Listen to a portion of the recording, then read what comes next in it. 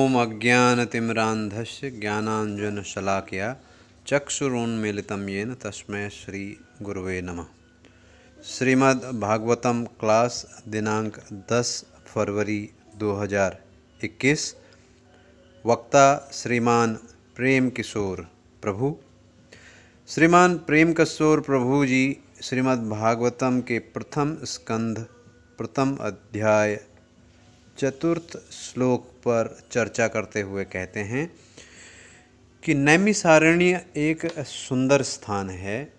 यह भगवान का स्थान अवतार है। जैसे कि भगवान का पवित्र नाम उनका ध्वनि अवतार है, समय के रूप में वे एकादशी हैं इत्यादि। तात्पर्य में दो स्थान पर इसका विवरण है। एक वराह पुराण से, जहाँ ब्रह्मा जी ने अपना मानस चक्र फेंका, जिससे यह तपस्या के लिए एक उचित स्थान बने। वह स्थान चक्र तीर्थ कहलाता है, जो नैमिषारण्य में ही है। दूसरा निमिष, हृदय की कलुषितता को क्षण में समाप्त कर देता है। ये सभी महान ऋषि जन कल्याण की भावना निमित्त करते हुए महान त्याग के लिए आतुर थे। श्रील राधा गोविंद महाराज बताते हैं कि भगवद गीता सर्वधर्मान परित्यज्य पर समाप्त होती है, परंतु भागवत का आरंभ ही महान ऋषियों के द्वारा इस युग के सबसे महत्वपूर्ण धर्म के बारे में चर्चा करने के लिए एकत्र होने के साथ होती है। और वह धर्म है भगवान के पवित्र नामों का श्रवण एवं कीर्तन करना। हालांकि उन्हें यज्ञ करना था। सूत गोस्वामी जैसे पवित्र भक्त के सानिध्य में वे सभी भागवतम का अमृतपान करने वाले थे। इसके लिए वे किसी भी प्रकार की असुविधा को ग्रहण करने के लिए तैयार थे। आपको पता होगा, जैसे अर्थार्थी के लिए ध्रुव महाराज, ज्ञानार्थी के लिए 4 कुमारों का उदाहरण दिया जाता है, उसी तरह जिज्ञासु के लिए नैमिषारण्य के ऋषियों का उदाहरण दिया जाता है, जिन्होंने जिज्ञासा से प्रारंभ किया परंतु भक्तिमयी सेवा पर समाप्त हुए। गजेंद्र दुख में थे। उन्होंने जो प्रार्थना की वो आज भी शुद्ध भक्ति की एक पराकाष्ठा है। ध्रुव महाराज कुछ चाहते थे, लेकिन नारद मुनि के मार्गदर्शन से उन्होंने भगवान की प्राप्ति की। इसी तरह 4 कुमार ब्रह्मवादी से भगवतवादी बन गए। यहाँ पर भी हम देख सकते हैं कि नैमिषारण्य के ऋषि कुछ और करने के लिए एकत्र हुए थे, परंतु मात्र एक शुद्ध भक्त की ताकत से यह बदल गया। वे एक अच्छे भौतिक कार्य के लिए एकत्रित हुए थे, परंतु एक शुद्ध भक्त का संग मिलने के कारण उनका यह भौतिक लक्ष्य एक परम लक्ष्य में बदल गया। नैमिषारण्य भगवान का एक फॉरेस्ट इनकारनेशन, वन या जंगल जिसे हम कहते हैं, अवतार है। भगवान को भक्त बहुत ही प्रिय होते हैं।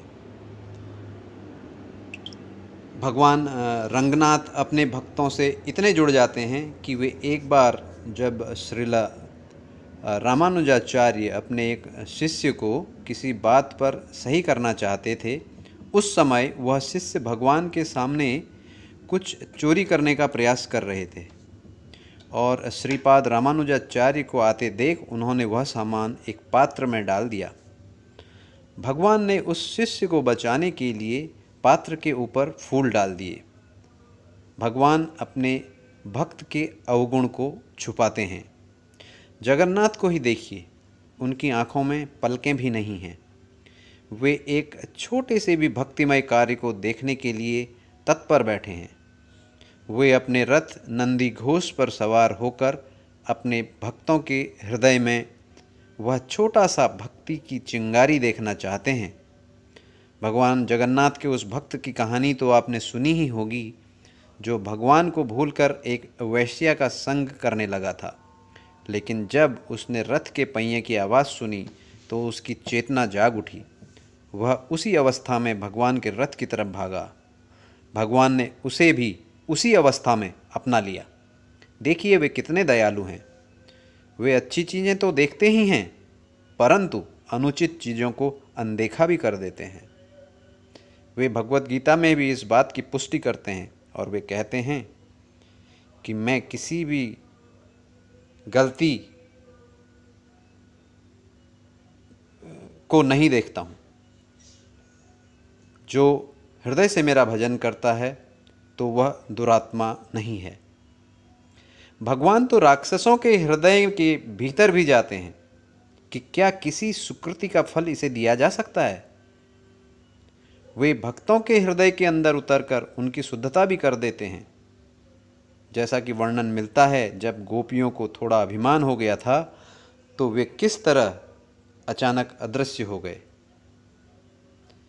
वे भक्त की गलती देखते हैं, उसे सही करते हैं और फिर उसे अपना लेते हैं। किसी भी कार्य को संपन्न करने के लिए हमें उचित स्थान, समय व संग की आवश्यकता होती है। इसके साथ ही एक चीज़ और आवश्यक है, वह है उचित मनः स्थिति।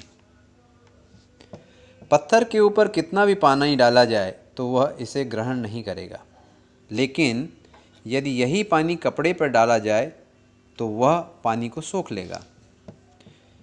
इसलिए ऐसा हो सकता है कि हम बहुत ही उचित स्थान पर हों, लेकिन यदि हमारी मनः स्थिति उचित न हो तो वह व्यर्थ है।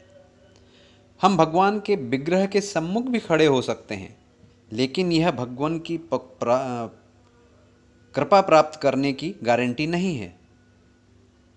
आवश्यक है मनः स्थिति। वृंदावन की कृपा पानी की तरह है। जिसका हृदय कोमल और विनम्र होगा, यह उसी को मिलेगा। रघुनाथ दास गोस्वामी अपनी प्रार्थना में कहते हैं कि वे गोवर्धन की पूजा करने जा रहे हैं। ठीक है, गोवर्धन भगवान कृष्ण ही हैं, लेकिन मुझे वहाँ वैष्णवों का संग मिलेगा, उससे ही मेरा भला होगा। स्थान का बहुत महत्व है। यहाँ तक कि महाभारत का युद्ध भी धर्म क्षेत्र कुरुक्षेत्र में लड़ा गया था। हालांकि कलयुग में तो हम कहीं भी लड़ लेते हैं। हम चाहते हैं कि हमें कम से कम मेहनत में अधिक से अधिक फायदा हो। प्रभुपाद अपनी ताकत प्रचार में लगाना चाहते थे, इसीलिए वे भी भौतिकतावाद के केंद्र न्यूयॉर्क गए। वे भी नैमिषारण्य के ऋषियों की तरह चिंतित थे, वरना वे क्यों वृंदावन छोड़ते।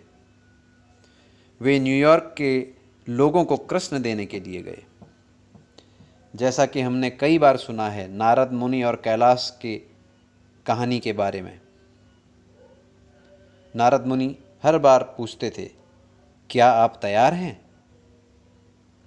नारद मुनि ने उसे छोड़ा नहीं, यहाँ तक कि दक्ष के पास तक चले गए, जबकि उन्हें पता था कि इससे वे बहुत क्रोधित होंगे। नारद मुनि यह जोखिम लेने के लिए तैयार थे। वे तो हिरण्यकश्यपु और कंस के पास भी गए। प्रभुपाद ने भी यही जोखिम लिया। यहाँ तक कि एक बार एक नशेड़ी से बचने के लिए उन्हें कमरे में बंद होना पड़ा। इतनी वृद्ध अवस्था में लंबी लंबी यात्रा करने का भी जोखिम उन्होंने लिया, बिना आराम किए। हरे कृष्ण।